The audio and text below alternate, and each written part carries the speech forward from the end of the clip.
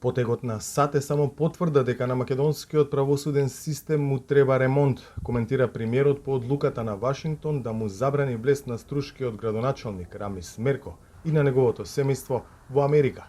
Образложението за ваквиот чекор, вмешаност во корупција, според Ковачевски е многу сериозно и затоа тој јавно прашува зошто надлежните домашни институции сами не дошле до такви наводи. Пораката е дека нашите институции, зборувам за истражните и правосудните органи, треба да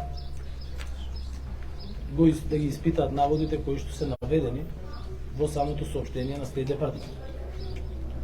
Исто така треба и да се запрашаат како тоа Соединените американски држави дошле до такви информации на кои што ја базирале својата одлука, а се наоѓаат на неколку илјади километри од тука, а нашите органи не дошле до такви податоци во текот на сите изминати години. Ова само уште еднаш потврдува дека на нашиот истражен и правосуден систем му треба генерален ремонт. И вице-премиерката за добро владење очекува реакција од домашните правосудни органи. Неказнивоста ги минира сите заложби за превенција на корупцијата. Тогаш, кога правосудството ќе се избори за поголема доверба од граѓаните, драстично ќе се подобрат и резултатите во борбата против корупцијата, порача Славица Грковска преку социјалните мрежи. Американската амбасадорка во земјава повтори дека ова, борбата против корупцијата, е многу важен процес за САД и најави нови имиња на листата. Кои? Не кажа. These designations take time. Овие назначувања траат долго, тоа се процедури кои внимателно следат законски процес, се врши ревизија на сите докази, се со цел ништо да не се остави на случајот. Во кој било момент има листа на имиња кои се уште се во процес на разгледување кои го вршат надлежните служби во САД. Не можам засега со точност да кажам кога ќе бидат соопштени други имиња, но уверена сум дека ќе ги има.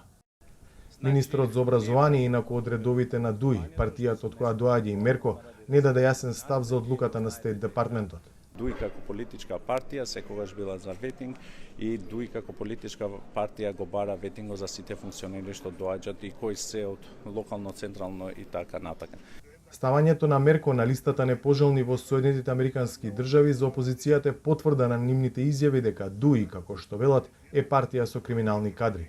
Ставањето на Рамис Мерко од ДУИ на црната листа на САД е институционална потврда на сите сомнежи и афери кои ги вадеше ВМРО ДПМН за кадрите на ДУИ. Ваквите соопштенија, извештаи и ставови на нашите меѓународни пријатели се уште една потврда на сето тоа што го зборува ВМРО ДПМН, дека ДУИ мора да замине во политичка пензија. Таа партија мора да се исчисти од криминалните и корумпирани кадри. Стейт Департментот во вчерашното соопштение наведе дека на Мерко, на неговата сопруга и на трите деца им се забранува влез во САД поради вмешаност на градоначалникот на Струга во значајна корупција. Како градоначалник, Мерко злоупотребувал државни средства, се мешал во судски и други процеси и со тоа наштетувал на довербата на јавноста во демократските институции и представници, заклучува Стейт Департментот. За гласот на Америка, од Скопје, Владимир Мирчевски.